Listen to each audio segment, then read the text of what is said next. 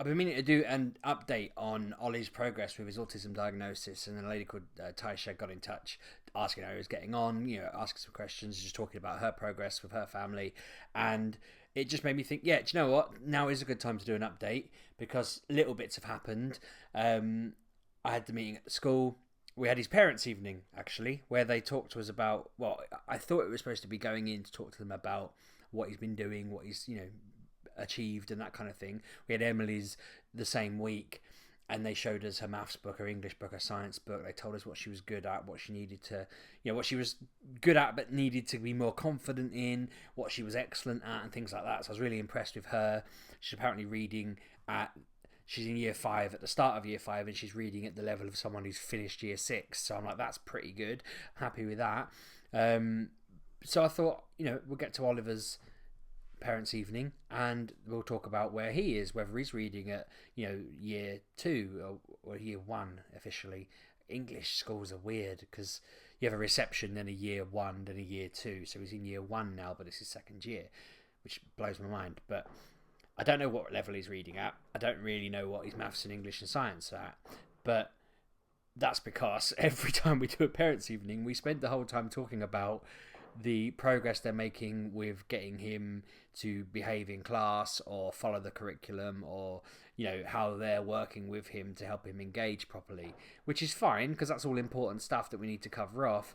But at the same time, I made the point at the end of the meeting. I said, well, can I see any of his stuff? Can I see what he's been doing? And they looked at me like I was mad. And I said, well, this is a parents' evening and you've not shown me them. And that happened all last year as well. I need to see what he's doing because I'll be honest, I assumed that he was behind in loads of stuff last year. Not because I'm mean, I just felt like that's how it seemed. And then when they showed me everything, I was like, oh, okay, no, he knows loads of things. I know he knows things. I know he's clever and he remembers facts like a sponge. But the stuff that I get him to do, I don't know how that compares to the people in his class. So I was intrigued. They gave me his books to read through and I had a look through them, but I said to them, I really want them to make more of an effort to show me these things in parents' evening instead of just spending the whole time talking about how they're putting progress in things in place and charts in place. But they did tell me they are doing lots of good things that seem to be working. They've got pictures throughout the day of everything that's going to happen. That seems to be working well with him. He reminds the teacher to take them down once they've done the task. That's all part and parcel of his daily routine. He helps them deliver things around or whatever that they need to do in the classroom so that he's part and parcel of the delivery of it, and it seems to work. What else did they say they do? They said they've been trying to teach him to engage because apparently when they all sit down on the carpet, he chooses that as an opportunity to walk around and catch up with everyone in his class and talk to them all when the teacher's trying to have a talk with the class. Last year he got red slips pretty much every day for problems with engagement or whatever, just issues. And this year he seems to be getting them only once a week for that, basically. They sit down on a red carpet to learn. He starts nattering away to everybody and causes trouble. So we've had that conversation with him.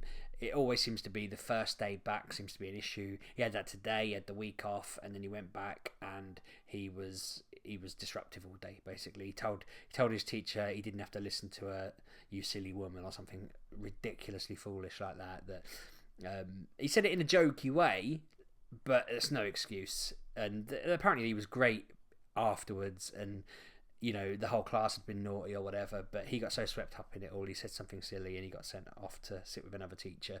But she rang me and said it was all good. And like I mentioned in the "They're Treating Him Differently" video, they come to me with it saying he was getting hit up because of the situation. He'd come out with something silly because he was carried away. It's resolved, it's all good. And I felt relieved, it's good, because last year I think they'd have made a big deal out of it. So it was interesting. They're still treating him differently. It seems to be working. They did say they're worried that he might slip a bit. I'm just trying to think what exactly they said, but because he started to get a bit silly like that now and again when the class were getting hit up. But they're starting to come up with ways around that, and we're helping them work with ways, and we're talking to him. But what we're noticing is little things are clicking for him. He randomly said to us yesterday. He went to Claire and said, "I was looking at the cloud on the wall. There's like a cloud in the baby's room. And I suddenly thought, I need to behave and listen to my teacher." And he said it word for word like that. And Claire was just like, okay, yeah, you do. You really need to listen to your teacher. And he came down to me and said, if I'm good for 10 days, will you give me... I've got these Pokemon badges that I was giving him for when he was good, or when he ate all of his dinner, or when he was brave, when he stopped wetting the bed. Because they all match quite nicely. One of them's a shield for bravery. One was a drop of water for stopping weeing yourself. One looks like a plate. So I was saying when you eat your dinner every day, you'll get the plate badge, I was calling it. And there is one on there for behaving that... we stopped doing it, but he came and he said to me he wants to be good for 10 days, so we've got this little game now, and he would have been day one, but he was silly, so we're back to square one on that, but he will get it. But he's coming out with little things like that because he realises it's time to start properly trying to do it, and it's twigging a little bit. He's obviously listened enough that something's clicked, and he's learning that's what he's supposed to do, and it's all working well. So I feel like the school are managing that's good. I'm glad we had the conversations we had. It seems to be making a difference. I just wish they were a bit more like treating him like Emily and did that bit as well, because we're not doing them with everybody else. We're doing them on a separate day, which to me makes sense because we're having more time, but we're not having the more time. We're just spending the same amount of time talking about one part. It's all a bit silly. Anyway, the one thing they covered off in the meeting that they haven't had yet, that they should have, that we've had through this week, which everyone going through the diagnosis process would have, is we've had two things actually. So we've had the Child Autism Spectrum Quotient, the AQ form from Cambridge University Behavioural Questionnaires, and then we've got the Connors 3 Parent Short, which is an ADHD form that asks all sorts of questions.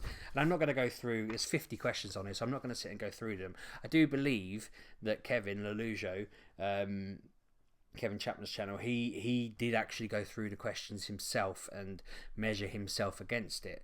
I won't do that. I think I did fill one in when he was doing it at the time, and I was like this far off.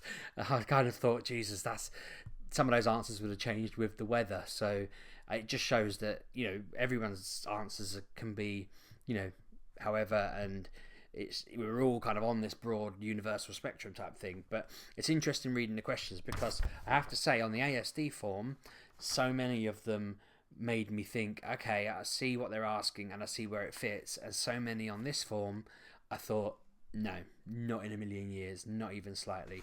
So, I'll start with the ASD one because it wound me up actually. It seems like a really dumb form. Some of them on here, I literally wrote, he is 6, because it doesn't work. So, forgets to turn in completed work. And I'm like, what? He's 6. He doesn't have, work to turn in. Is perfect in every way. And it's like, in the last month, has he been perfect in every way? And we didn't know what to answer with this, because the options are not at all true, just a little true, pretty much true, very much true. And we thought, well, it'd be wrong to say 0 or 3, because no child's ever perfect, and it would be outrageous to say he was not all perfect ever, ever, ever. I'm a bit disappointed that we put occasionally on that instead of often, because I'd say it's in between the two. There needs to be a fifth option there, because he's kind of at home, yeah, fine, I've got no real problems, but, at school he's a bit silly, so we were second guessing every bloody question on this. It asks things like, where are we? So some of them are like, does he have trouble focusing on conversations or whatever when they're going on? And you're thinking, yeah, a little bit. But then it's like, has a happy, cheerful, positive attitude? Yeah, definitely. He's a very happy kid. Has trouble keeping friends? We said definitely not. He's got great friends that absolutely love him. They go nuts when they see him, and it's brilliant. It's really nice to see how happy people are to see him. I think he engages with them oddly, but sometimes, but he has great friends and he doesn't have trouble keeping them. He has trouble maybe communicating with them, but I think that's where the other form comes in. They've got ones on here, has bad spelling and handwriting, and I wrote, he's 6. His handwriting is the handwriting of a 6-year-old. It's, frankly, if it was my handwriting, it'd be terrible. But for him, I'm looking at that thinking, look at that. He's written a Q. He's written a W. He's written an X. That's decent. It's looking like letters, and he can write them on a line, and he can do them over and over again, and he can write numbers. And for the most part, they're spot on. And I'm thinking, this is this is not the right form. I guess that's the point. I guess when they look at it, they'll go, no, okay, fair enough. Threatens to hurt others. I was like, no.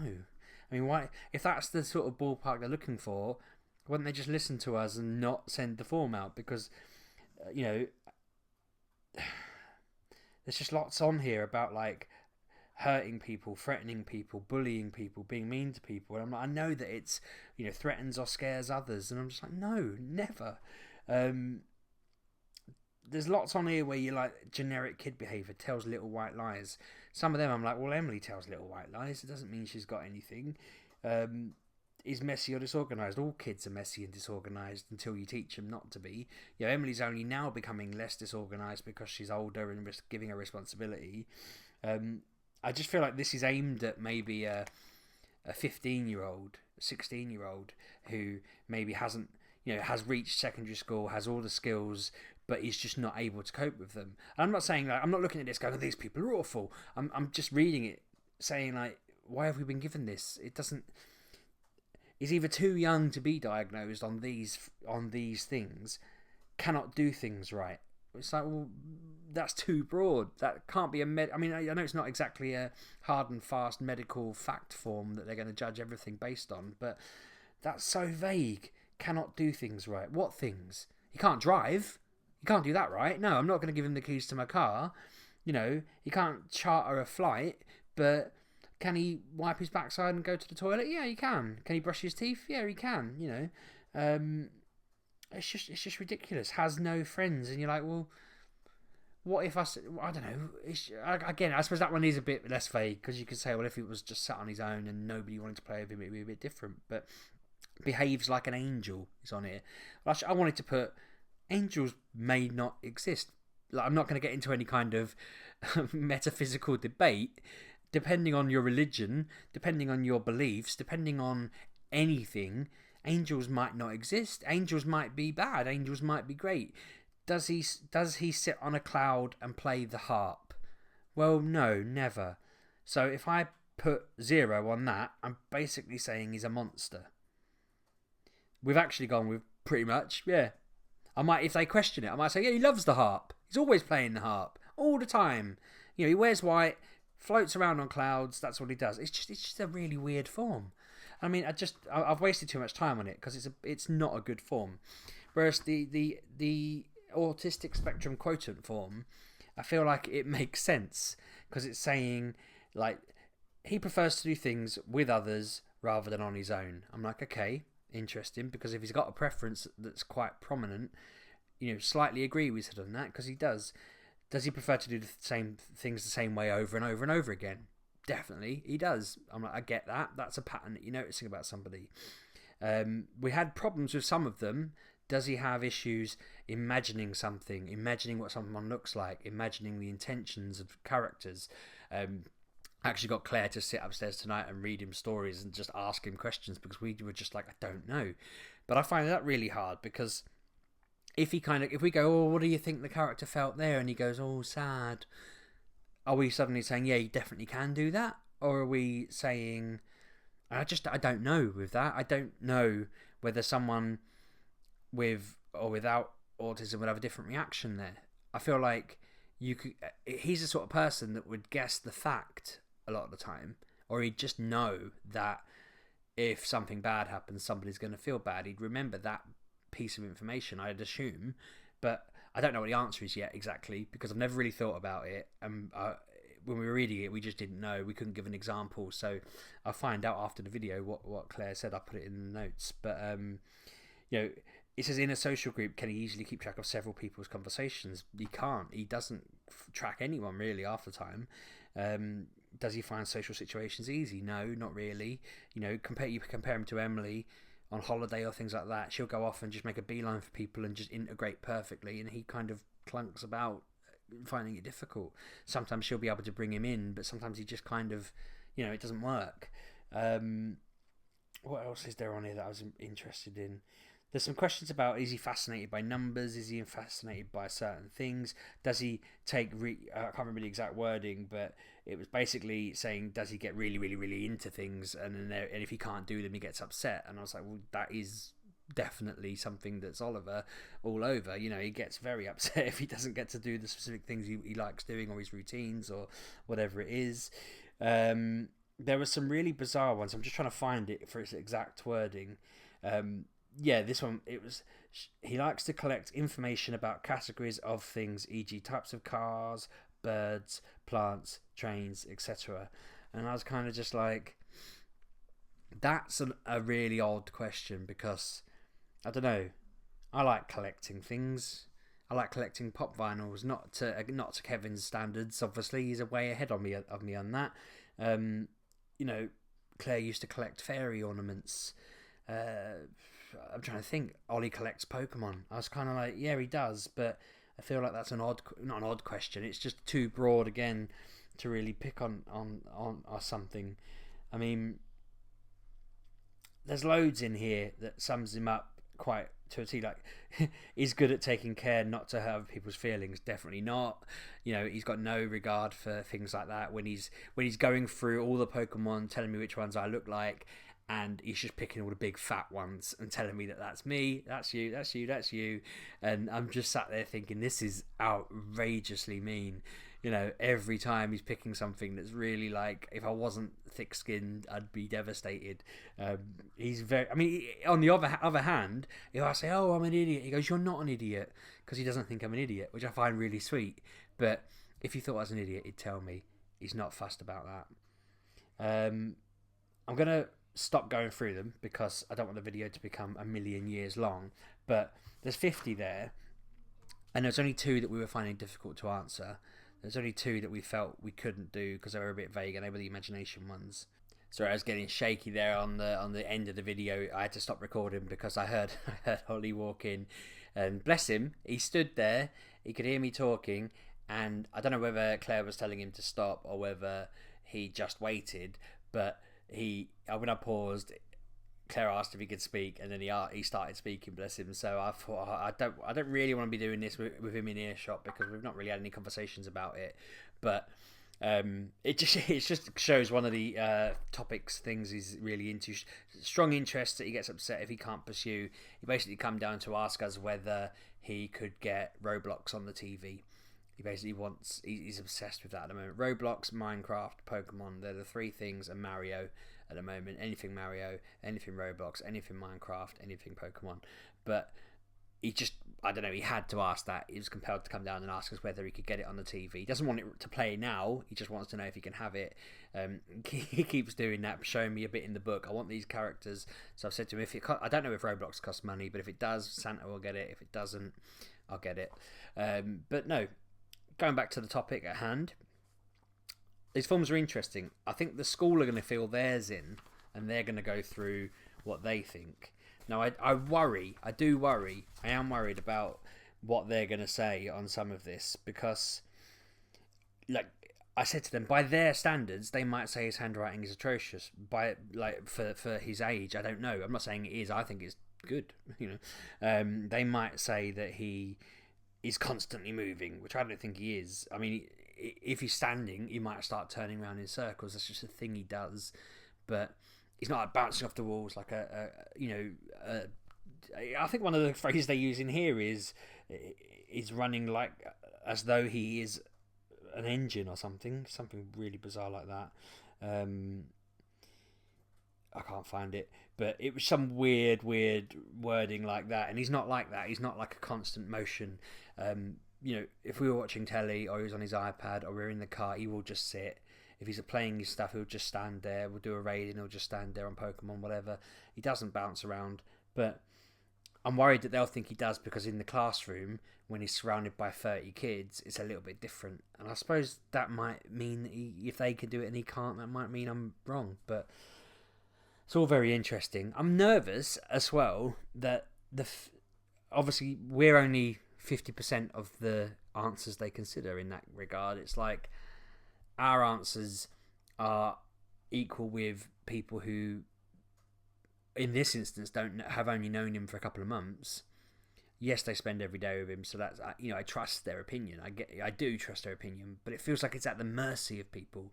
It feels like if on the day that they'd come in to observe him, he'd said something or done something slightly different to what he'd done or said, that it might have twisted the way it got reported. It's all a bit bizarre, and I do feel this kind of tinge of Like I said to Claire with the 2 questions about the imagination, if he just says something a certain way, are we going to be like, well, I guess that's a yes? And if we go, it's weird thinking if you egg it too far either way, you're going to impact it wrongly. I feel like ultimately the truth will out. If it was ADHD, if it is autism, if it is anything, it'll out in the long run. I know people have said to me that they've got their diagnosis when they're in their 30s, so it will out eventually. But I just worry that one wrong step will set us back somewhere along the way. I forgot to ask the school whether the educational health care plan, or whatever it's called, so many of you mentioned it, whether that was something they were going to do. I left, and as I was driving away, I thought, I didn't ask. So I'm going to get back to them on that, and I haven't done it yet because I've obviously had a weird week. But if I'm still in that kind of debate of whether we just try and do it privately and get it done, just so that we know, rather than going through this. But it's been an interesting step, and just lots of more. Oh God, lots to think about. The fate of his life feels like it's in our hands, even though it isn't. And I'm probably being overly dramatic because I have I do tend to do that, but I worry that the littlest thing will change everything or whatever. So yeah, I'm going to wrap up because I feel like this has been a very long video. If you have any questions, let me know. I know I've kind of glazed over the forms a bit. I haven't gone into that much detail with them, but I'm very happy to go through them in as much detail as people want in writing on the comments. There was 45 questions. It sums up, do you have any concerns, and what strengths or skills does your child have on this as well? And I was like, well, what strengths and skills does a 6-year-old even have? We just put he's caring, kind, funny, and he likes building stuff. But I don't know, it's all very bizarre on that one. I feel like we're not, I don't know, it's too much to learn, and I don't envy people doing this alone or doing this without the help of an army of you lot giving me advice and support. And Claire's very good and very switched on, and she's very supportive, and she's very level-headed, whereas I start panicking, she's level-headed and clever at this sort of thing, so it's good. But no, it's still odd, it's still mad. And yeah, any questions, let me know. Subscribe, like, comment, all that stuff. Let me know your thoughts, and I will see you on Saturday. I'm going to do my next video because I'm sleeping rough Friday night. I'll be doing a video whilst I'm sleeping rough. I'm raising money for the YMCA to help homeless people, get them off the streets, or help them cope being on the streets. Yeah, it's a very good cause. I want to just raise as much as I can to help homeless people. So if you can help, watch that video after this one, which will be Saturday. And if you can help, that'd be great. Thanks very much, and I'll see you then.